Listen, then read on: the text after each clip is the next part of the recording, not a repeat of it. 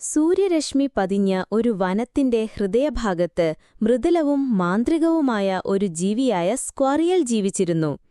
അവന് തവിട്ടുനിറത്തിലുള്ള രോമങ്ങളും തിളങ്ങുന്ന മഴവില്ലിന്റെ നിറമുള്ള തൂവലുകളുള്ള വാലും സ്വർണവും വെള്ളിയും കലർന്ന ചിറകുകളും ഉണ്ടായിരുന്നു. അവൻ ശാഖകൾക്കിടയിലൂടെ പറന്നുയർന്നു. അവന്റെ തിളങ്ങുന്ന ചിറകുകളുടെ ഓരോ അടിക്കും സന്തോഷം പകർന്നു.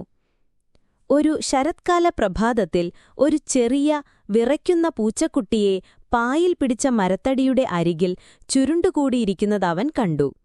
അവൾക്ക് മൃദുവായ ചാരനിറത്തിലുള്ള രോമങ്ങളും വിശാലമായ സ്വർണ്ണക്കണ്ണുകളും കഴുത്തിൽ ഒരു ചെറിയ ചുവന്ന നാടയും ഉണ്ടായിരുന്നു.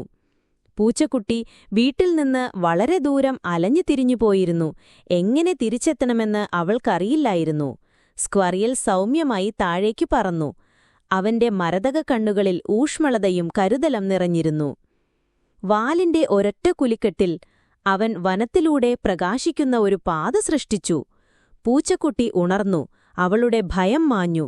പ്രതീക്ഷയോടെ ആ തിളങ്ങുന്ന പാതയെ പിന്തുടർന്നു. മന്ത്രിക്കുന്ന മരങ്ങൾക്കിടയിലൂടെ അവളെ സുരക്ഷിതമായി നയിച്ചുകൊണ്ട് സ്ക്വറിയൽ മുന്നോട്ടു നീങ്ങി. അവർ പുൽമേടിന്റെ അരികിലെത്തിയപ്പോൾ പൂച്ചക്കുട്ടി നന്ദി പറഞ്ഞുകൊണ്ട് കരഞ്ഞു. പക്ഷേ സ്ക്വറിയൽ അപ്രത്യക്ഷനായിരുന്നു.